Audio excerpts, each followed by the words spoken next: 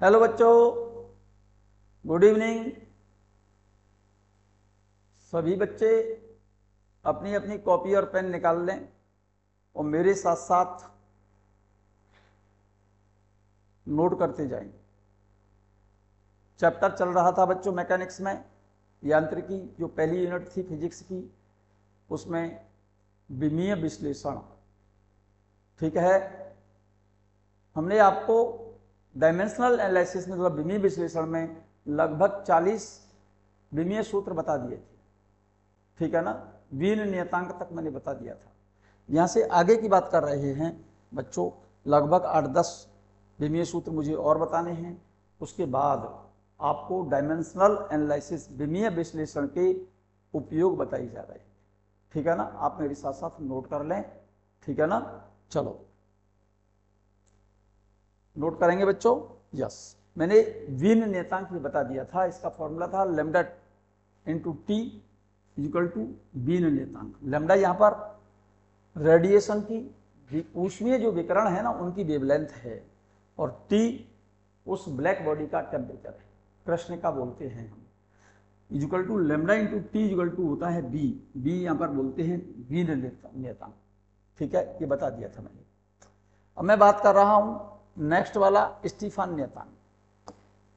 ये हीट एक यूनिट आएगी, ठीक है ना, उसमें क्या बेटा, स्टीफन्स लॉ पढ़ेंगे आप।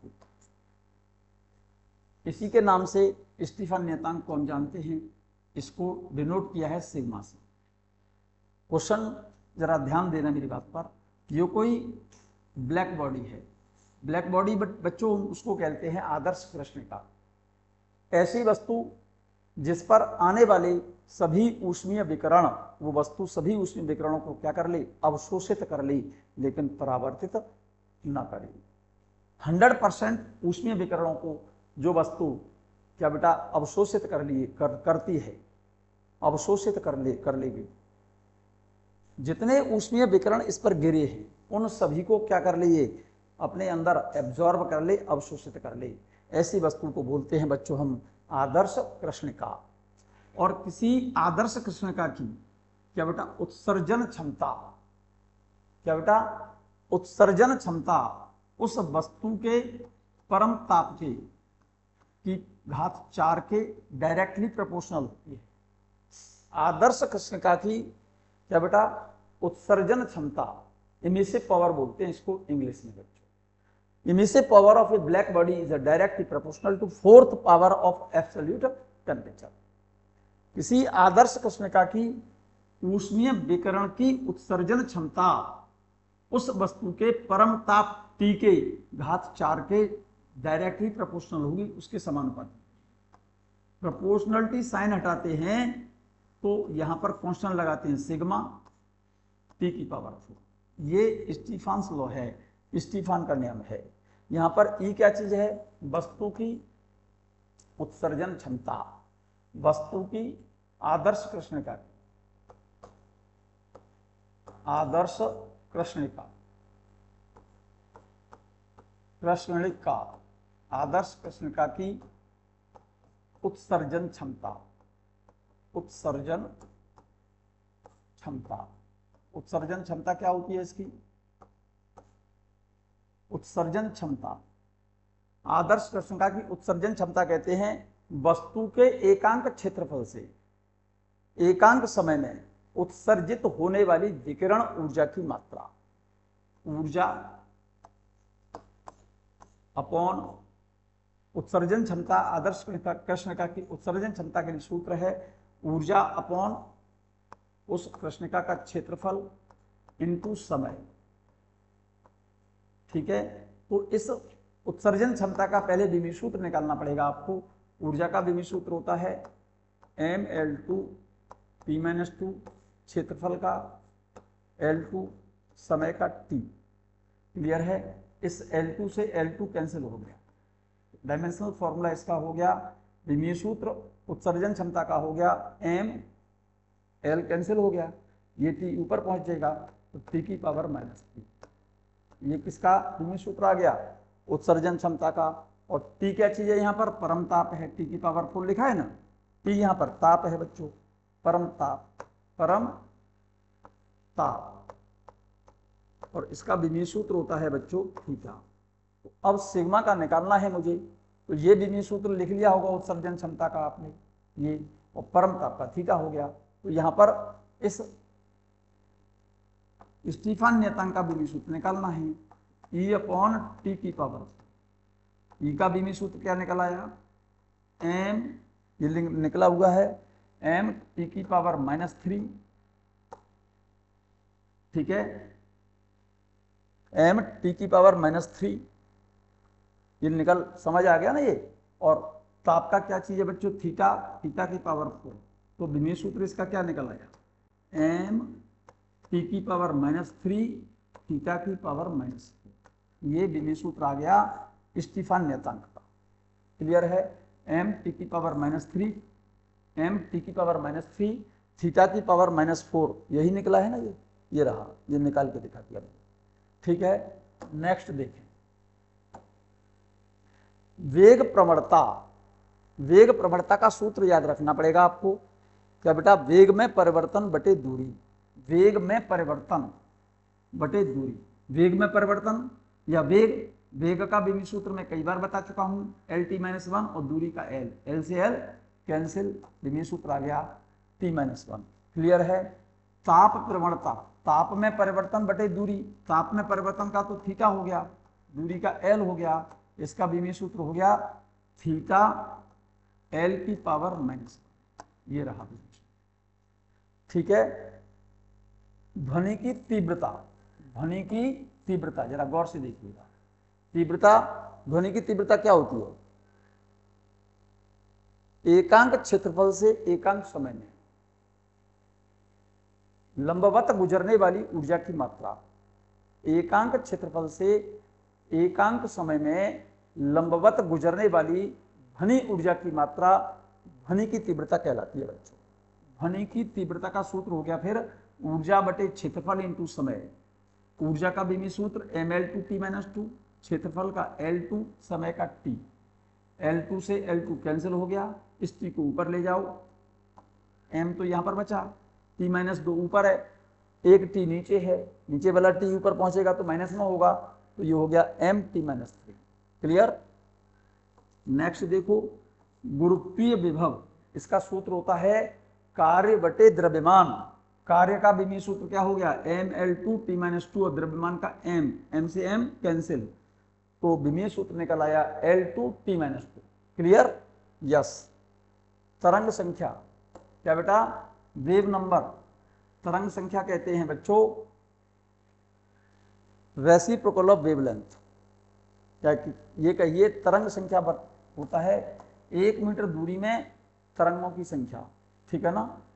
तरंग संख्या वेव नंबर बोलते हैं इसको, 1/λ, लैम्डा का हो गया L और L को ले जाओ ऊपर L-1, ठीक है ना। संचरण नियतांक, संचरण नियतांक जरा ध्यान दें, तरंग का संचरण नियतांक होता है, तरंग का संचरण नियतांक कैसे प्रदर्शित करते हैं, और इसका सूत्र होता है 2π/λ। 2π तो विमाही राशि है, लैम्डा यहाँ पर वेवलेंथ है, तो इसकी हो गई L, L को ले जाना ऊपर L-1। क्लियर, यहां तक बात क्लियर है बच्चों।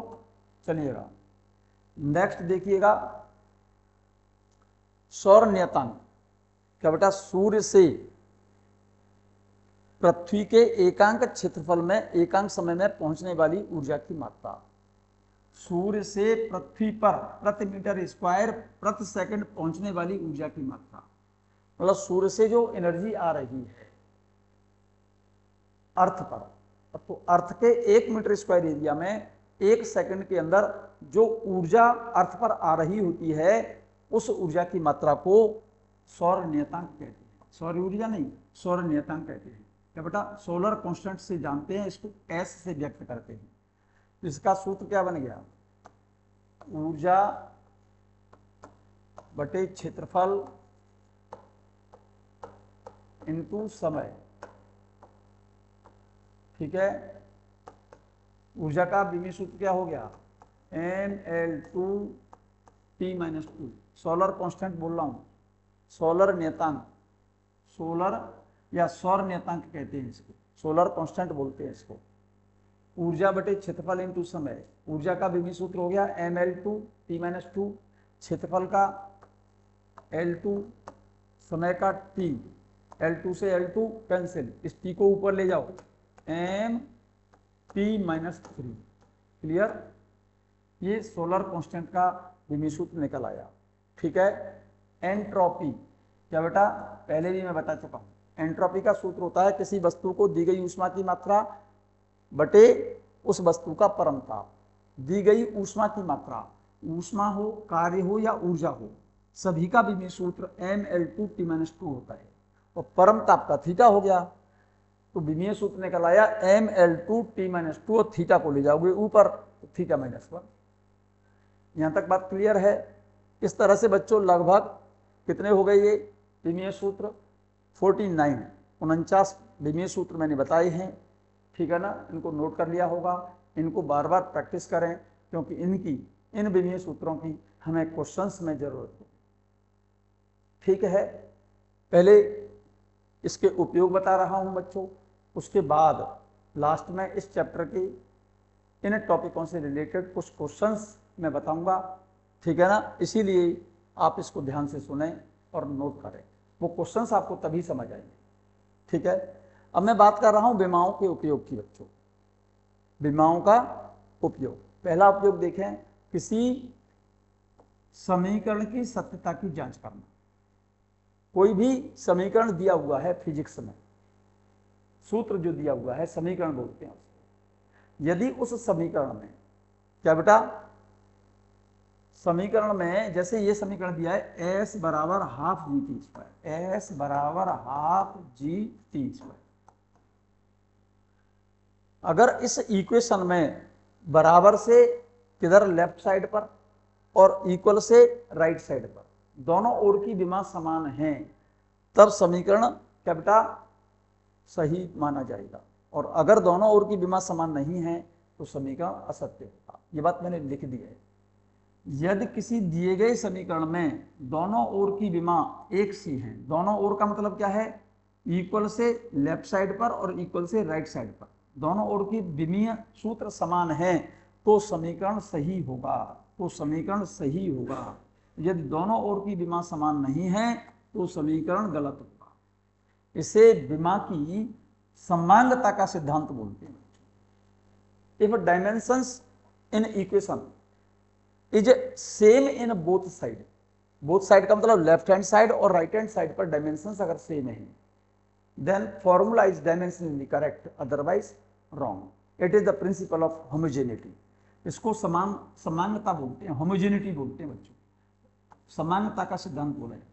अगर दिए गए समीकरण में बराबर से लेफ्ट साइड पर और बराबर से राइट साइड पर, दोनों साइड पर विमीय सूत्र एक जैसे हैं, तब तो समीकरण सही होगा, विमीय विधि से समीकरण सही होगा, अदरवाइज गलत होगा। जैसे हमको चेक करना है, जांच करनी है इन समीकरणों, यहां पर समीकरण दिए हुए, देखो जरा काउंट करो, ये 5 समीकरण दिए हुए हैं, आप ध्यान से देखें, ये 5 समीकरण दिए हुए हैं, पांचों को मैं चेक करके दिखा रहा हूं। जैसे पहला समीकरण दिया हुआ ये वाला, S बराबर हाफ GT², शुद्ध संख्या का कोई विमीय सूत्र नहीं होता, पहले तो ये समझ लो। तो समीकरण के अंदर जो भौतिक राशियां आपने उपयोग की हैं, प्रयुक्त की हैं, पहले उन भौतिक राशियों का विमीय सूत्र लिख लो। S क्या चीज है, यहां पर वस्तु के द्वारा चली गई दूरी, तो दूरी का विमीय सूत्र होता है L। हाफ क्या है, ये विमाहीन राशि है, ये विमाहीन है, विमाहीन राशि, इसकी कोई विमा नहीं होती। जी को बोलते हैं गुरुत्वीय त्वरण। क्या बोलते हैं जी को? गुरुत्वीय त्वरण। इसका विमीय सूत्र मैं बता चुका हूं पहले आपको, इसको क्या बोला जाता है, गुरुत्वीय त्वरण। और इसका विमीय सूत्र जो त्वरण का है वही गुरुत्वीय त्वरण का होता है, L-T-2। टी यहां पर क्या है बच्चों, समय है, इसका विमीय सूत्र हो गया T। अब क्या करेंगे, इस वाले समीकरण में पहले लेफ्ट हैंड साइड पर विमीय सूत्र लिख दो, फिर राइट हैंड साइड पर विमीय सूत्र लिख दो।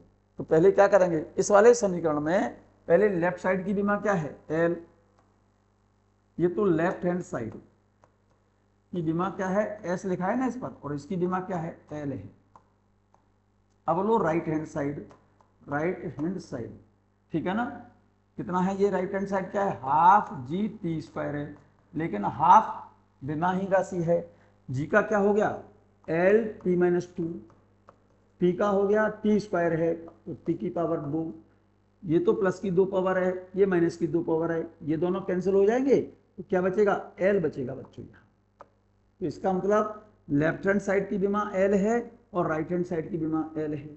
इसका मतलब लेफ्ट हैंड साइड यहाँ पर लिख देना, लेफ्ट हैंड साइड की विमा और राइट हैंड साइड की विमा दोनों समान हैं, अतः दिया गया समीकरण विमीय विधि से सही है। विमा की दृष्टि से दिया गया समीकरण सही है। क्यों सही है, क्योंकि इधर की विमा भी और इधर की विमा, दोनों तरफ की विमा समान है, इसीलिए यह सूत्र विमीय विधि से सही माना जाएगा। क्लियर। दूसरा समीकरण चेक करो। दूसरा समीकरण क्या दिया हुआ है, T equal to 2 pi L upon g. जरा थोड़ा सा इसको मैं वाइड कर दे रहा हूं। दूसरा समीकरण क्या था, आपने नोट कर लिया होगा, T equal to 2 pi L upon g. अब इसको हमें विमा की विधि से ये पता करना है कि यह समीकरण विमा की दृष्टि से सही है या गलत। तो पहले इस समीकरण में ये बात पता होनी चाहिए आपको कि यहाँ पर जो भौतिक राशि यूज की है वो कौन कौन सी है। इस वाले सूत्र में T यहाँ पर आवर्त काल है, किसका, सरल लोलक का आवर्त काल, आवर्त काल, टाइम पीरियड बोलते हैं इसको। इसका विमीय सूत्र हो गया, इसका मात्रक होता है सेकंड, इसलिए इसका विमीय सूत्र हो गया टी। एल यहां पर डोरी की लंबाई है, लंबाई, लंबाई का क्या हो गया बच्चों, एल। जी क्या चीज है बच्चों, गुरुत्वीय त्वरण, क्या है ये, गुरुत्वीय त्वरण, ग्रेविटेशनल एक्सेलरेशन, ठीक है ना। इसका विमीय सूत्र जो त्वरण का होता है वही गुरुत्वीय त्वरण का है, एल टी माइनस टू। 2 पाई यहाँ पर ये जो 2 पाई दिया हुआ है ये कांस्टेंट है, विमाहीन राशि, विमाहीन राशि है, इसकी कोई डायमेंशन नहीं। तो अब क्या करेंगे, इस वाले समीकरण में लेफ्ट हैंड साइड की विमा लिख दो और राइट हैंड साइड की विमा लिख दो। तो यहाँ पर लिखना पड़ेगा आपको, क्या बेटा, लेफ्ट हैंड साइड पर विमा लिखने पर, तो लेफ्ट हैंड साइड कौन सी है, लेफ्ट हैंड साइड टी है, तो इसकी विमा क्या हो गई, T. Clear. Right hand side को लिखो, राइट हैंड साइड क्या है, 2 पाई एल अपॉन जी है, इसकी विमा लिखो। अब 2 पाई तो विमा ही राशि है, इसकी तो विमा होगी नहीं। एल की विमा क्या है, एल, जी की क्या है, एल टी माइनस 2, एल से एल कैंसिल हो गया तो क्या बन गया, ये टी की पावर 2।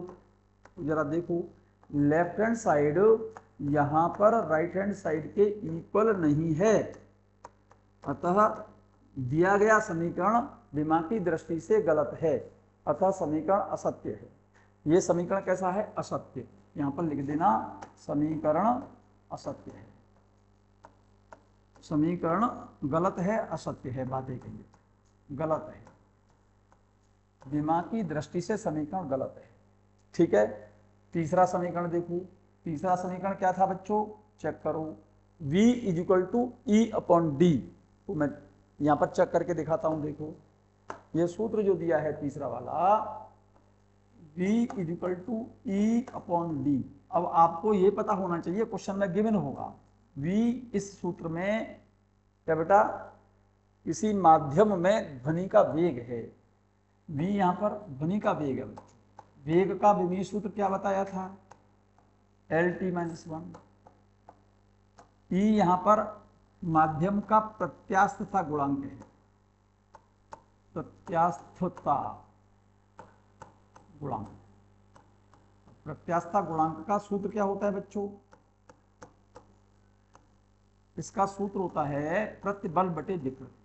इसका सूत्र है प्रतिबल, ये आपको पहले लिखना पड़ेगा सब, प्रतिबल बटे विकृति। अब एक समस्या आएगी बच्चों आपको, क्या प्रतिबल का सूत्र हमें नहीं पता, तो प्रतिबल का सूत्र होता है बल बटे क्षेत्रफल, बल बटे क्षेत्रफल, ठीक है, बटे विकृति का होता है लंबाई में परिवर्तन, लंबाई में परिवर्तन, परिवर्तन, लंबाई में परिवर्तन बटे प्रारंभिक लंबाई, बटे प्रारंभिक लंबाई। ये बात समझ में आ रही है बच्चों? ध्यान दें, बल बटे क्षेत्रफल, बल का क्या है बच्चों? mL_t-2, क्षेत्रफल का क्या हो गया? L2 बटे अपॉन लंबाई में परिवर्तन का L अपॉन प्रारंभिक लंबाई L। तो देखो जरा, इस L से ये L गया, ठीक है ना, 2 L है यहाँ पर, एक L ये रहा, एक L इसमें से चला गया, तो क्या बचेगा ऊपर? m, एक L नीचे से बचेगा ना ऊपर, चेक करो, t-2। ये किसका है? प्रत्यास्थ गुणांक का द्विमीय सूत्र mL-1 t-2 हो गया। b यहाँ पर क्या चीज है बच्चों? घनत्व है। b क्या चीज है? घनत्व, पदार्थ का या माध्यम का घनत्व है। तो माध्यम के घनत्व का या घनत्व का द्विमीय सूत्र मैंने बताया था mL-3, ठीक है। अब इस समीकरण में लेफ्ट साइड पर और राइट साइड पर दोनों तरफ की विमा लिख दो। Left hand side, write the dimensions on left hand side is equal to B. B का क्या हो गया बच्चों? बी का विमी सूत्र क्या हो गया? LT-1 हो गया, LT-1, ठीक है। राइट हैंड साइड पर विमा लिखो, राइट हैंड साइड क्या है यहाँ पर? गिवन है E/D। अब विमीय सूत्र लिखो इसका, E का विमीय सूत्र क्या हो गया बच्चों? mL-1 t-2। ये E प्रत्यास्थ गुणांक था बच्चों, ऊर्जा नहीं है, और इसका विमीय सूत्र क्या निकला था? mL-1 t-2। D यहाँ पर क्या है? घनत्व है, और घनत्व का विमीय सूत्र mL-3। इस m से m कैंसिल, L ऊपर माइनस का 1 है, नीचे L-3 है, नीचे वाला L जब ऊपर पहुंचेगा तो प्लस का हो जाएगा, तो ऊपर क्या बचेंगे? L, 2 बचेंगे ना, t-2। जरा गौर से देखो, क्या लेफ्ट हैंड साइड पर तो विमा आई है क्या? LT-1। राइट हैंड साइड पर विमा क्या आई है? L2 t-2। तो इसका मतलब यहां पर लेफ्ट हैंड साइड और राइट हैंड साइड की डायमेंशन सेम नहीं है, अतः समीकरण जो दिया हुआ था वो कैसा है? असत्य, गलत है, ठीक है। इतना काफी है। यस, नेक्स्ट देखें आप समीकरण कौन सा था, चेक करो। थर्ड हो गया, फोर्थ वाला चेक करो। v बराबर u plus A P, v बराबर, अब यहां पर लिख लें इसको, v बराबर u plus A P, v बराबर u प्लस ए टी। अब एक बात देखो जरा बच्चे, ये जो समीकरण है इसमें 3 टर्म दिए गए हैं, ये है एक टर्म, ये है, और एक टर्म पूरा कंबाइन मिलाकर, लेकिन ये वाला टर्म इस वाले टर्म में ऐड हो रहा है। तो वास्तव में इस फॉर्मूले के अंदर ये कौन सा वेग होता है? प्रारंभिक वेग। ए क्या होता है? त्वरण। टी क्या होता है? समय। ये होता है अंतिम वेग। एक्चुअल में ये वेग है अगर, और ये इसमें जोड़ा गया है तो ये भी वेग होना चाहिए, क्योंकि वेग में वेग को ही जोड़ पाएंगे। भाई ऐसा तो नहीं कर सकते वेग में बल को जोड़ दें, वेग में बल को जोड़ दें, या बल में त्वरण को जोड़ दें, ऐसा तो नहीं कर सकते। समान भौतिक राशियों को हम जोड़ सकते हैं और समान भौतिक राशियों को ही हम घटा सकते हैं, लेकिन क्या बेटा? मल्टीप्लिकेशन मतलब गुणा या भाग हम किसी भी भौतिक राशि का किसी भी भौतिक राशि से कर सकते हैं। क्लियर है? तो समान भौतिक राशियों को ही जोड़ा जाता है, समान भौतिक राशियों को ही घटाया जाता है, ठीक है ना। जैसे हमने कहा किसी वस्तु पर लगने वाला बल 8 न्यूटन है, और एक उसी वस्तु पर लगने वाला बल, एक तो F1 8 न्यूटन है और उसी वस्तु पर दूसरा बल लग रहा है 5 न्यूटन। तो बताइए वस्तु पर कुल कितना बल लग रहा है? कुल बल कैसे निकालेंगे? F1 प्लस F2 करेंगे आप, एक ही दिशा में लगेगा तो 8 न्यूटन प्लस 5 न्यूटन, दोनों का मात्रक तो न्यूटन ही रहेगा ना। 8 और 5 कितने हो गए, 13 न्यूटन। तो अल्टीमेटली जो मात्रक है ना भौतिक राशि का वो तो समान रहेगा, चाहे जोड़ दो उसे चाहे घटा दो। जैसे अगर हम ये कहते एक वस्तु पर लगने वाला 8 न्यूटन और उसी वस्तु पर विपरीत दिशा में बल 8 न्यूटन लग रहा है, मतलब मैं कहना ये चाहता हूं जैसे बल में से बल को घटाएं तो क्या निकल करके आएगा। जैसे एक कोई वस्तु है ये, इस पर 8 न्यूटन का बल लग रहा है नीचे को, और इसी वस्तु पर 8 न्यूटन बल लग रहा है ऊपर को, कुल बल कितना हो गया। तो इसको क्या करेंगे, घटाना पड़ेगा आपको, F1 माइनस F2 करना पड़ेगा। 8 न्यूटन तो लग रहा है नीचे को, 8 न्यूटन लग रहा है ऊपर को, तो घटाना पड़ेगा ना आपको, विपरीत दिशा में है। तो कितना बचेगा ये 0 न्यूटन। तो 0 तो न्यूमेरिकल वैल्यू हो गई ना, एक तरह से कोई डिजिट हो गई, लेकिन बल तो न्यूटन में ही लेंगे ना। जैसे 8 में से 7 घटाओ तो 1 न्यूटन, 8 में से 7.5 घटाओ तो 0.5 न्यूटन, 8 में से 7.9 घटाओ तो 0.1 न्यूटन, और 8 में से 8 घटाओगे तो 0 न्यूटन भी, तब उसको भी तो न्यूटन ही कहोगे। मेरी बात समझ में आ रही है ना। बल में बल को ही जोड़ सकते हैं, बल में से बल को ही घटाएंगे तो रिजल्ट जो आएगा वो भी तो बल ही निकल कर आएगा। सेम उसी तरह से यहाँ पर अगर ये वेग है और इसमें जो जोड़ा जा रहा है तो ये भी वेग होना चाहिए। इसका मतलब जो विमीय सूत्र इसका है वही विमीय सूत्र इसका आएगा, और दोनों के विमीय सूत्र जोड़ोगे तो विमीय सूत्र तो एक जैसा आएगा। तो यहाँ पर v क्या चीज है, वेग, प्रारंभ अंतिम वेग कहते हैं। तो इसका विमीय सूत्र क्या हो गया, LT-1। u क्या है, u प्रारंभिक वेग है, ये भी वेग ही है, अंतिम है या प्रारंभिक है उससे क्या फर्क पड़ना है, डायमेंशन तो सेम होगी ना, चाहे अंतिम वेग हो चाहे प्रारंभिक वेग हो। a इंटू टी, ये क्या चीज है, a क्या चीज है, त्वरण, और t क्या चीज है, समय, मल्टीप्लाई हो रहा है। तो मैंने बताया ना, समान भौतिक राशियों को जोड़ सकते हैं, समान को घटा सकते हैं, लेकिन मल्टीप्लाई करना है, गुणा करना है या भाग लगाना है तो किसी भी भौतिक राशि का हम किसी से भी कर सकते हैं। तो यहाँ पर त्वरण का क्या हो गया बच्चों, LT-2, टाइम का, समय का क्या हो गया, t, तो a इंटू टी का विमीय सूत्र भी LT-1 हो गया। तो जो समीकरण दिया था आपका लेफ्ट हैंड साइड पर लिखो पहले उसे, लेफ्ट हैंड साइड पर क्या है v, इसका विमीय सूत्र आ गया LT-1। क्लियर, हमें तो विमा देखनी है ना। लेफ्ट राइट हैंड साइड पर देखो, राइट हैंड साइड पर क्या होगा, u प्लस AT, u का क्या है LT-1 है, AT का क्या है, ये भी LT-1 है। तो LT-1 में LT-1 ऐड करोगे तो इसको क्या लिखोगे, LT-1 ही तो लिखोगे कि 2LT-1 लिखोगे। तो 2 लिख दोगे तो क्या फर्क पड़ रहा है, 2 तो प्योर नंबर हुआ ना, बेमा तो सेम आएंगी ना। तो यहाँ पर समझ गए होंगे बात, लेफ्ट हैंड साइड पर LT-1 आया है और राइट हैंड साइड पर भी LT-1 आया है। तो इसका अर्थ ये हो गया, तो जो समीकरण आपका दिया हुआ है ऊपर, उनका दोनों साइड में विमा समान है, राइट हैंड साइड और लेफ्ट हैंड साइड दोनों की विमा समान है। अतः दिया गया समीकरण विमा की दृष्टि से सत्य है। ठीक है, नेक्स्ट देखिएगा, नेक्स्ट देखिएगा, चलें नेक्स्ट देखो, 5वां फॉर्मूला देखो। यहां पर v इजिकल टू √T/n। तो आपको ये पता होना चाहिए इसमें कि v क्या है, t क्या लिखा हुआ है, ये t कौन सी भौतिक राशि है और m कौन सी भौतिक राशि है। ये क्वेश्चन में दिया होगा बच्चों आपको, तभी क्वेश्चन निकलेगा आपसे, लेकिन मैं यहां पर बता रहा हूं v is equal to √T/n। Actual में इस वाले सूत्र में v किसी डोरी में, डोरी जानते हैं ना, रस्सी, धागा, उसमें चलने वाली तरंग का वेग है, वेग है ये तरंग का वेग, और इसका विमीय सूत्र होगा LT-1।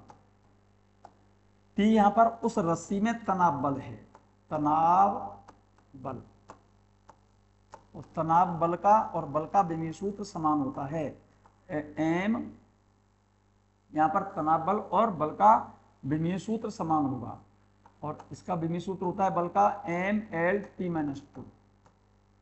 यहां पर m क्या है, एम यहाँ पर डोरी की एकांक लंबाई का द्रव्यमान है, डोरी की एकांक लंबाई का द्रव्यमान है। ये क्या है? डोरी की एकांक लंबाई का द्रव्यमान है, एकांक लंबाई का द्रव्यमान। यहां तक बात क्लियर है? डोरी की एकांक लंबाई का द्रव्यमान होता है, सूत्र होता है कुल द्रव्यमान बटे कुल लंबाई। डोरी की डोरी का कुल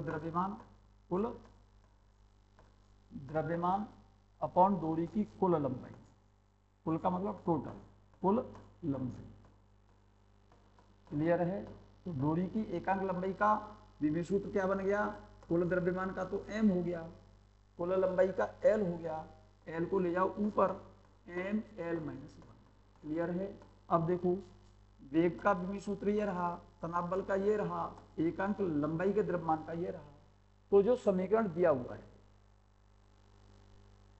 जो समीकरण दिया हुआ है, आप उस समीकरण में दोनों तरफ की विमा रख दो, और अगर वो विमा समान आ रही हैं तब तो समीकरण विमा की दृष्टि से सही माना जाएगा, और अगर समान नहीं आ रही विमा तो समीकरण विमा की दृष्टि से गलत माना जाएगा।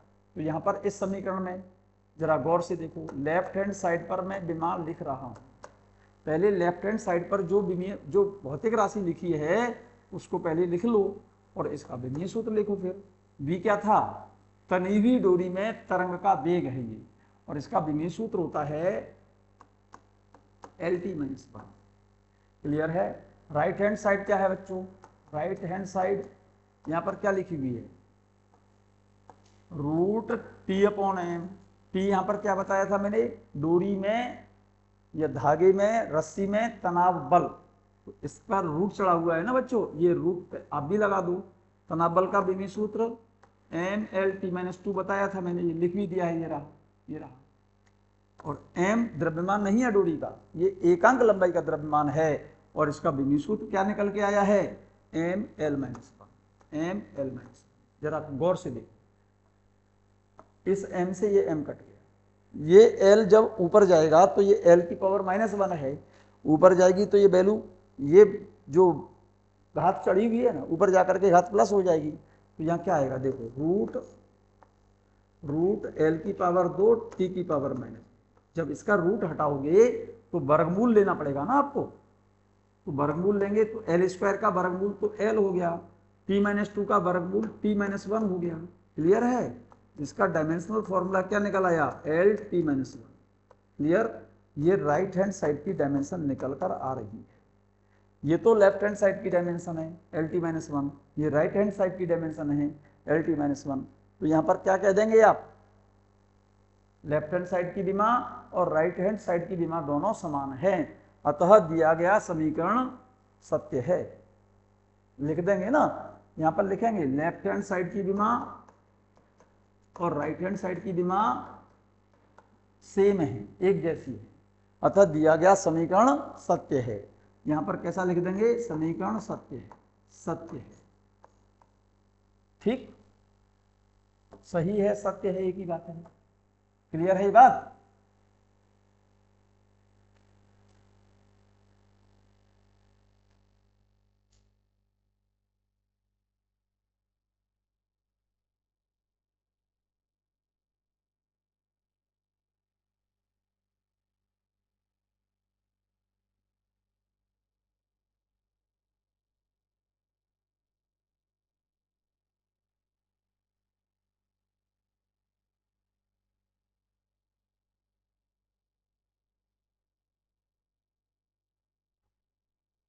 पैनल जरा चेक करना भाई।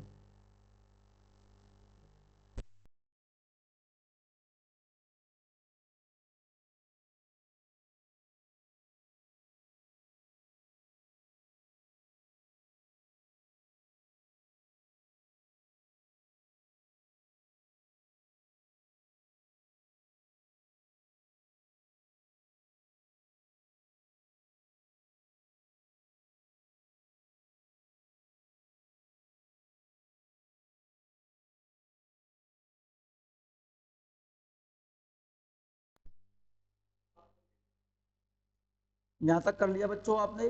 चलो नेक्स्ट जरा जरा देखें, जो मैंने समीकरण बताई थी इनकी सत्यता की जांच करनी थी। मैंने पांचों समीकरण सॉल्व करके दिखा दिए हैं बच्चों, नोट कर लिए होंगे आपने। अगर नोट नहीं कर पाए तो यहाँ पर मैंने सॉल्यूशन लिख रखे हैं बच्चों।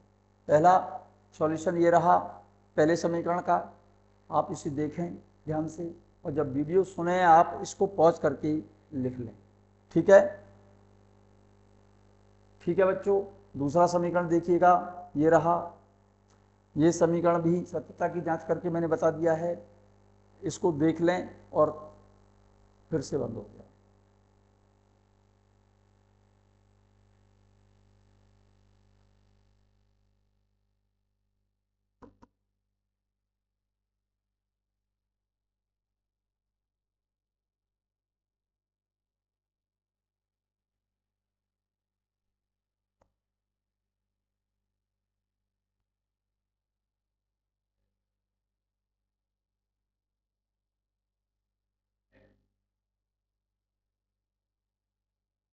बच्चों ये एरर क्यों दे रहा है?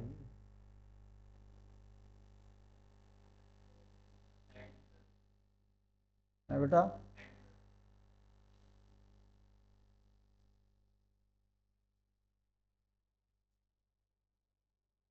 डिवाइस एरर दे रही है।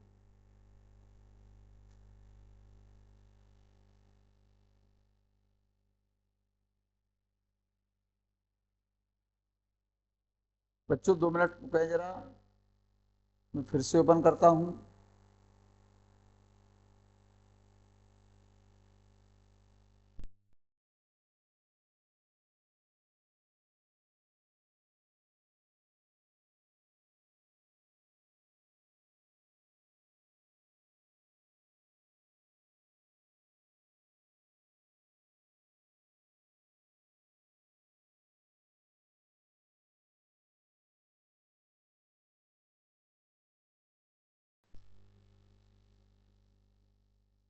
बच्चों डिवाइस एरर दे रही है हमारी, तो इसको क्लास को यहीं पर फिनिश करते हैं बच्चों।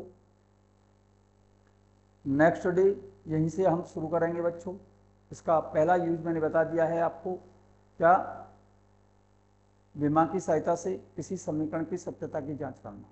कल दूसरा यूज बताऊंगा बच्चों, विमा की सहायता से समीकरण की स्थापना करना। तब तक बच्चों आप इसको रिवाइज कर लें, ठीक है ना?